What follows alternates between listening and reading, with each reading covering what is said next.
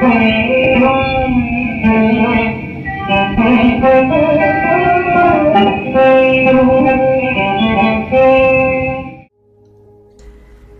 आप सभी का।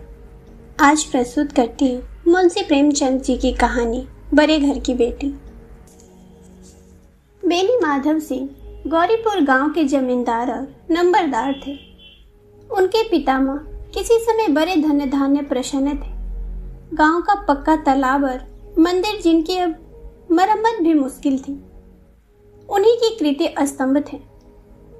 कहते हैं इस दरवाजे पर हाथी झूमता था। अब उसकी जगह एक बूढ़ी भैंस थी। उसके शरीर में अस्थि पंजे के सिवा और कुछ शेष न था, पर दूध शायद बहुत देती थी, क्योंकि एक न एक आदमी हाड़ी लिए उसके सिर पर सवार ही रहता था। बेनी माधव सिंह अपनी आधी से अधिक संपत्ति वकीलों को भेंट कर चुके थे। उनकी वर्तमान आय 1000 रुपये वार्षिक से अधिक न थी।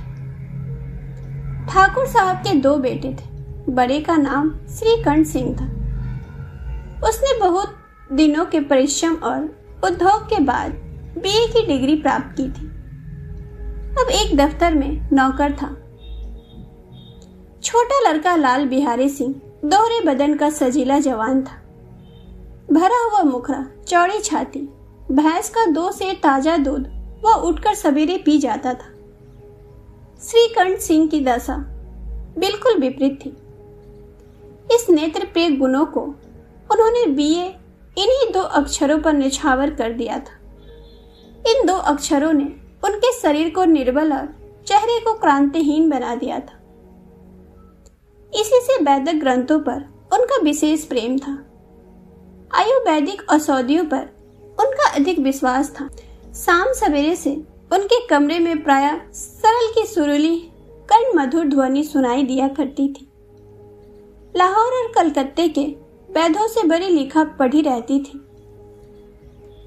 श्रीकंठ इस अंग्रेजी डिग्री के अधिपति होने पर भी अंग्रेजी सामाजिक प्रथाओं के विशेष प्रेमी न थे, बल्कि वह बहुधा बड़े जोर से उनकी निंदा और तिरस्कार किया करते थे। इसी से गांव में उनका बड़ा सम्मान था। दशहरे के दिनों में वह बड़े उत्साह से रामलीला में सम्मिलित होते और स्वयं किसी न किसी पात्र का पाठ लेते। गौरीपुर में रामलीला के वही जन्मदाता थे। प्राचीन हिंदू सभ्यता का गुणगान उनकी धार्मिकता का प्रधान अंग था। सम्मिलित कुटुंब के तो वह एकमात्र उपासक थे। आजकल स्त्रियों को कुटुंब में मिलजुल कर रहने की जो अरुचि होती है, उसे वह जाति और देश दोनों के लिए हानिकारक समझते थे। यही कारण था कि गांव की ललनाएं उनकी निंदक थी। कोई तो उन्हें अपना शत्रु समझने में भी संकोच न करती थी। स्वयं उनकी पत्नी को ही इस विषय में उनसे विरोध था। इसलिए नहीं कि उसे अपने सास ससुर देवर या जेठ आदि से घृणा थी, बल्कि उनका विचार था कि यदि बहुत कुछ सहने और तरह देने पर भी परिवार के साथ निर्वाह न हो सके, तो आए दिन की कलह से जीवन को नष्ट करने की अपेक्षा यही उत्तम है कि अपनी खिचड़ी अलग पकाई जाए। आनंदी एक बड़े उच्च कुल की लड़की थी। उसके बाप एक छोटी सी रियासत के तालुकेदार थे।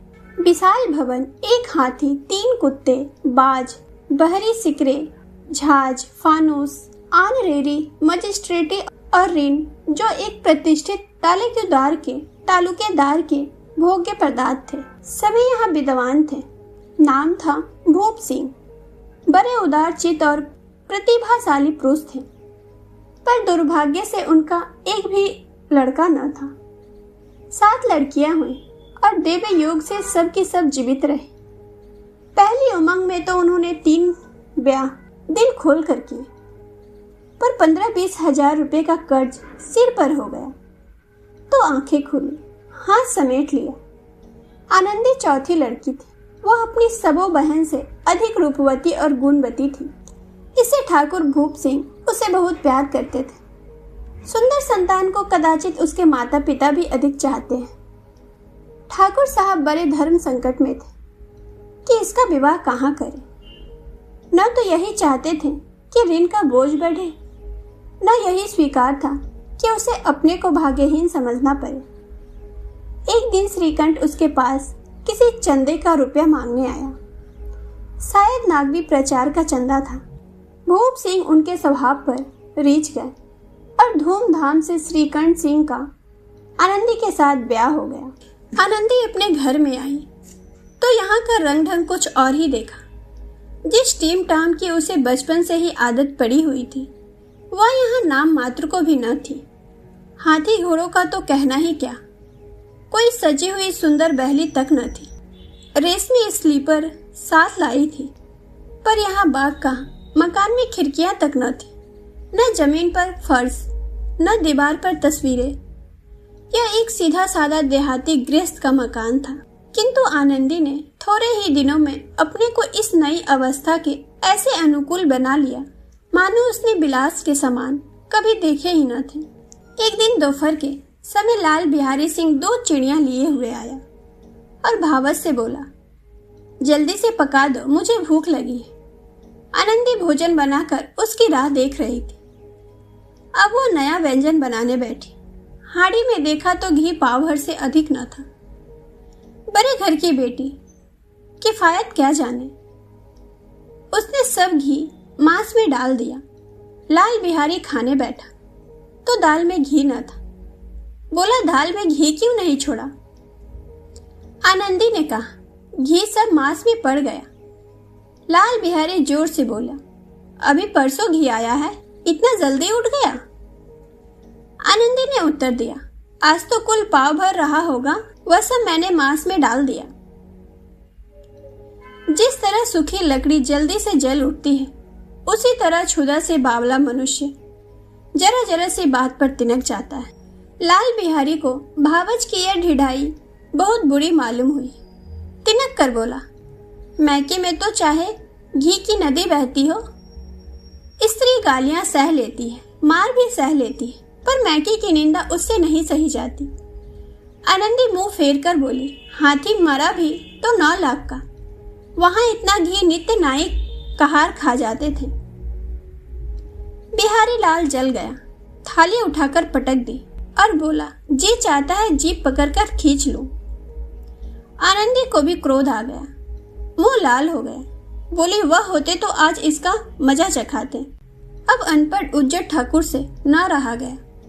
उसकी स्त्री एक साधारण जमींदार की बेटी थी।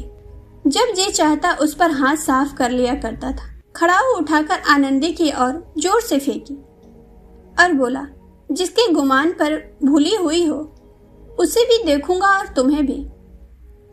आनंदी ने हाथ से खड़ाऊ को रोकी, सिर बच गया, पर उंगली में बड़ी चोट आई। क्रोध के मारे हवा से हिलते पत्ते की भांति कांपती हुई अपने कमरे में आकर खड़ी हो गई।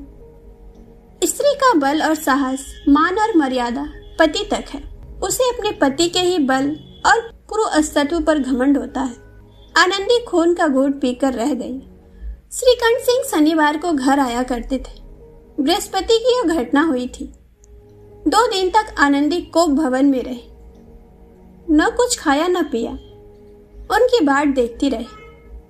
अंत में शनिवार को वह नियमानुकूल संध्या समय घर आए और बाहर बैठकर कुछ इधर उधर की बातें, कुछ देश काल संबंधी समाचार तथा कुछ नए मुकदमों आदि की चर्चा करने लगे।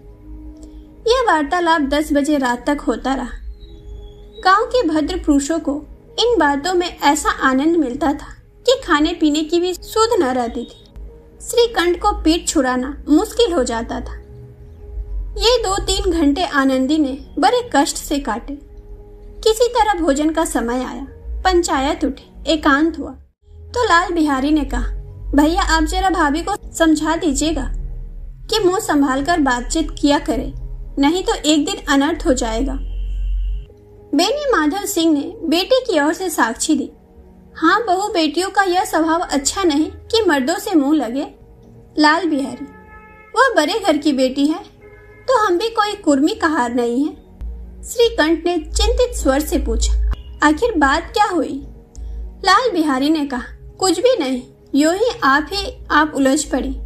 मैके के सामने हम लोगों को कुछ समझती ही नहीं। श्रीकंठ खा पीकर आनंदी के पास गए। वह भरी बैठी थी। यह हजरत भी कुछ तीखे थे। आनंदी ने पूछा। चित्त तो प्रसन्न है, श्रीकंठ बोले। बहुत प्रसन्न है, पर तुमने आजकल घर में यह क्या उपद्रव मचा रखा है? आनंदी की त्योड़ियों पर बल पड़ गए। झुंझलाहट के मारे बदन में ज्वाला सी दहक उठी। बोली, जिसने तुमसे यह आग लगाई है उसे पाऊं तो मुंह झुलस दूं। श्रीकंठ, इतनी गर्म क्यों होती हो? बात तो कहो। आनंदी, क्या कहूं, यह मेरे भाग्य का फेर है। नहीं तो गवारा छोकरा जिसको चपरासीगिरी करने का भी सौल नहीं, मुझे खड़ाऊ से मारकर यो ना करता। श्रीकंठ, सब हाल साफ साफ कहो तो मालूम हो, मुझे तो कुछ पता नहीं। आनंदी, परसों तुम्हारे लाडले भाई ने मुझसे मांस पकाने को कहा। घी हाड़ी में पाव भर से अधिक न था, वह सब मैंने मांस में डाल दिया। जब खाना खाने बैठे तो कहने लगा, दाल में घी क्यों नहीं है? बस इसी पर मेरे मैके को बुरा भला कहने लगा। मुझसे न रहा गया। मैंने कहा कि वहाँ इतना घी तो नाई का आहार खा जाते हैं और किसी को जान भी नहीं पड़ता। बस इतनी सी बात पर अन्यायी ने मुझ पर खड़ाऊ फेंक मारी। यदि हाथ से न रोक लूं तो सिर फट जाए। उसी से पूछो, मैंने जो कुछ कहा है वह सच है या झूठ? श्रीकंठ की आंखें लाल हो गई। बोले, यहाँ तक हो गया इस छोकरे का यह साहस? आनंदी स्त्री के स्वभाव अनुसार रोने लगी, क्योंकि आंसू उनकी पलकों पर रहते हैं। श्रीकंठ बड़े धैर्यवान और शांत पुरुष थे। उन्हें कदाचित ही कभी क्रोध आता था। स्त्रियों के आंसू पुरुषों की क्रोधा अग्नि भड़काने में तेल का काम देते हैं। रात भर करवटें बदलते रहे। उद्रिक्तता के कारण पलक तक नहीं झपकी। प्रातःकाल अपने बाप के पास जाकर बोले, दादा, अब इस घर में मेरा निर्वाह न होगा। इस तरह के विद्रोह पुण्य बातें कहने पर श्रीकंठ ने कितनी ही बार अपने कई मित्रों को आड़े हाथों लिया था, परंतु दुर्भाग्य आज उन्हें स्वयं वे ही बातें अपने मुंह से कहनी पड़ी। दूसरों को उपदेश देना भी कितना सहज है। बेनी माधव सिंह घबरा उठे और बोले, क्यों? श्रीकंठ, इसलिए कि मुझे भी अपनी मान प्रतिष्ठा का कुछ विचार है। आपके घर में अब अन्याय और हट का प्रकोप हो रहा है। जिनको बड़ों का आदर सम्मान करना चाहिए वे उनके सिर चढ़ते हैं। मैं दूसरों का नौकर ठहरा, घर पर रहता नहीं। यहाँ मेरे पीछे स्त्रियों पर खराऊ और जूतों की बौछारें होती हैं। कड़ी बात तक चिंता नहीं, कोई एक की दो कह ले, वहाँ तक मैं सह सकता हूँ, किंतु यह कदाचित नहीं हो सकता कि मेरे ऊपर लात घूसे पड़े और मैं दम न मारूं। बेनी माधव सिंह कुछ जवाब न दे सके। श्रीकंठ सदैव उनका आदर करते थे। उनके ऐसे तेवर देखकर बुढ़ा ठाकुर अबाक रह गया। केवल इतना ही बोला, बेटा, तुम बुद्धिमान होकर ऐसी बातें करते हो? स्त्रियां इस तरह घर का नाश कर देती हैं। उनको बहुत सिर चढ़ाना अच्छा नहीं। श्रीकंठ, इतना मैं जानता हूँ, आपके आशीर्वाद से ऐसा मूर्ख नहीं हूँ। आप स्वयं जानते हैं कि मेरे ही समझाने बुझाने से इसी गांव में कई घर संभल गए, पर जिस स्त्री की मान प्रतिष्ठा का ईश्वर के दरबार में उत्तरदाता हूँ, उसके प्रति ऐसा घोर अन्याय और पशुवत व्यवहार मुझे असहाय है।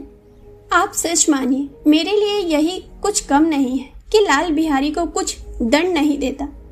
अब बेनी माधव सिंह भी गरमाए, ऐसी बातें और न सुन सके। बोले, लाल बिहारी तुम्हारा भाई है, उससे जब कभी भूल चूक हो उसके कान पकड़ो। लेकिन श्रीकंठ, लाल बिहारी को मैं अब अपना भाई नहीं समझता।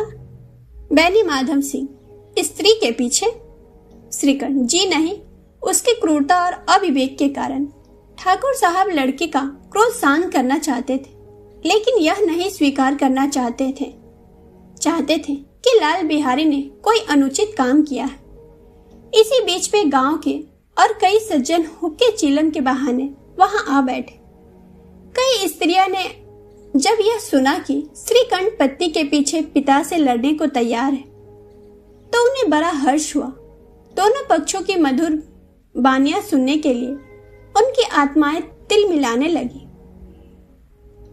गांव में कुछ ऐसे कुटिल मनुष्य भी थे जो इस कुल की नीति पुण्य गति पर मन ही मन जलते थे। वे कहा करते थे, श्रीकंठ अपने बाप से दबता है, इसलिए वह दब्बू है। उसने विद्या पढ़ी, इसलिए वो किताबों का कीड़ा है। मैंने माधव सिंह उसकी सलाह के बिना कोई काम नहीं करते। यह उसकी मूर्खता है। इस महानुभावों की शुभकामनाएं आज पूरी होती दिखाई दी। कोई हुक्का पीने के बहाने और कोई लगान की रसीद दिखाने आकर बैठ गया। बैनी माधव सिंह पुराने आदमी थे, इस भाव को ताड़ गए। उन्होंने निश्चय किया, चाहे कुछ ही क्यों न हो, इस द्रोहियों को ताली बजाने का अवसर न दूंगा। तुरंत कोमल शब्दों में बोले, बेटा मैं तुमसे बाहर नहीं हूं, तुम्हारा जो जी चाहे करो। अब तो लड़के से अपराध हो गया। इलाहाबाद का अनुभव रहित झल्लाया हुआ ग्रेजुएट इस बात को न समझ सका।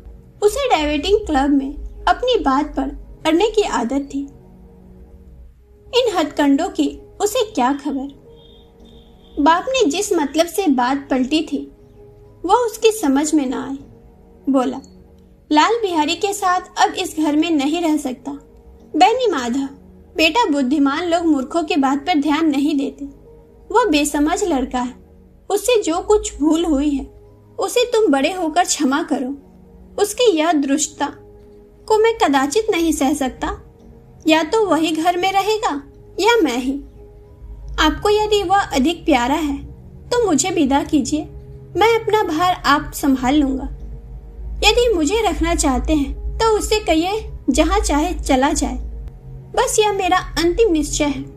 लाल बिहारी सिंह दरवाजे की चौखट पर चुपचाप खड़ा बड़े भाई की बातें सुन रहा था। वह उनका बहुत आदर करता था। उसे कभी इतना साहस न हुआ था कि श्रीकंठ के सामने चारपाई पर बैठ जाए, हुक्का पी ले या पान खा ले। बाप का भी वह इतना मान न करता था। श्रीकंठ का भी उस पर हार्दिक स्नेह था। अपने होश में उन्होंने कभी उसे घुड़का तक न था। जब वो इलाहाबाद से आते तो उसके लिए कोई न कोई वस्तु आवश्यक लाते। मुगदर की जोड़ी उन्होंने ही बनवा दी थी। पिछले साल जब उसने अपने से डयोडे जवान को नाग पंचमी के दिन दंगल में पछाड़ दिया तो उन्होंने पुलकित होकर अखाड़ों में ही जाकर उसे गले से लगा लिया था। 5 रुपए के पैसे लुटाए थे। ऐसे भाई के मुंह से आज ऐसी हृदय विदारक बात सुनकर लाल बिहारी को बड़ी गलानी हुई। वह फूट फूट कर रोने लगा। इसमें संदेह नहीं कि अपने किए पर पछता रहा था। भाई के आने से एक दिन पहले से उसकी छाती धड़कती थी कि देखो भैया क्या करते हैं। मैं उनके सम्मुख कैसे जाऊंगा, उनसे कैसे बोलूंगा, मेरी आंखें उनके सामने कैसे उठेगी। उसने समझा था कि भैया मुझे बुलाकर समझा देंगे। इस आशा के विपरीत आज उसने उन्हें निर्दयता की मूर्ति बने हुए पाया। वह मूर्ख था, परंतु उसका मन कहता था कि भैया मेरे साथ अन्याय कर रहे हैं। यदि श्रीकंठ उसे अकेले में बुलाकर 2-4 बातें कह देते, इतना ही नहीं 2-4 तमाचे भी लगा देते तो कदाचित उसे इतना दुख न होता। पर भाई का यह कहना कि अब मैं इसकी सूरत न देखना चाहता, लाल बिहारी से सहा न गया। वह रोता हुआ घर आया। कोठरी में जाकर कपड़े पहने, आंखें पोंछी, जिसे कोई यह न समझे कि रोता था। तब आनंदी के द्वार पर आकर बोला, भाभी भैया ने निश्चय किया है कि वह मेरे साथ इस घर में न रहेंगे। अब वो मेरा मुंह नहीं देखना चाहते, इसलिए अब मैं जाता हूँ। उन्हें फिर से मुंह न दिखाऊंगा। मुझसे जो कुछ अपराध हुआ उसे क्षमा करना। यह कहते कहते लाल बिहारी का गला भर आया। जिस समय लाल बिहारी सिंह सिर झुकाए आनंदी के द्वार पर खड़ा था, उसी समय श्रीकंठ सिंह भी आंखें लाल किए बाहर से आए। भाई को खड़ा देखा तो घृणा से आंखें फेर ली और कतरा कर निकल गए, मानो उनकी परछाई से दूर भागते हो। आनंदी ने लाल बिहारी की शिकायतें तो की थी, लेकिन अब मन में पछता रही थी। वह स्वभाव से ही दयावती थी। उसे इसका तनिक भी ध्यान न था कि बात इतनी बढ़ जाएगी। वह मन में अपने पति से झुल्ला रही थी कि ये इतने गर्म क्यों होते हैं। उस पर यह भय भी लगा हुआ था कि कहीं मुझसे इलाहाबाद चलने को कहें तो कैसे क्या करूंगी। इस बीच में जब उसके लाल बिहारी को दरवाजे पर खड़े यह कहते सुना कि मैं अब जाता हूँ, मुझसे जो कुछ अपराध हुआ क्षमा करना, तो उसका रहा सहा क्रोध भी पानी हो गया। वह रोने लगी।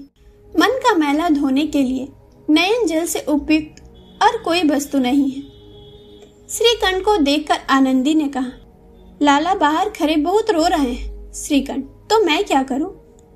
आनंदी, भीतर बुला लो, मेरी जीभ में आग लगे, मैंने कहां से यह झगड़ा उठाया? श्रीकंठ, मैं न बुलाऊंगा। आनंदी, पछताओगे, उन्हें बहुत गलानी हो गई है, ऐसा न हो कहीं चल दे। श्रीकंठ न उठे। इतने में लाल बिहारी ने फिर कहा, भाभी भैया से मेरा प्रणाम कह दो, वह मेरा मुंह नहीं देखना चाहते, इसलिए मैं भी अपना मुंह उन्हें न दिखाऊंगा। लाल बिहारी इतना कहकर लौट पड़ा और शीघ्रता से दरवाजे की ओर बढ़ा। अंत में आनंदी कमरे से निकली और उसका हाथ पकड़ लिया। लाल बिहारी ने पीछे फिरकर देखा, आंखों में आंसू भरे बोला, मुझे जाने दो। आनंदी, कहाँ जाते हो? लाल बिहारी, जहां कोई मेरा मुंह न देखे। आनंदी, मैं न जाने दूंगी। लाल बिहारी, मैं तुम लोगों के साथ रहने योग्य नहीं हूं। आनंदी, तुम्हें मेरी सौगंध, अब एक पग भी आगे न बढ़ाना।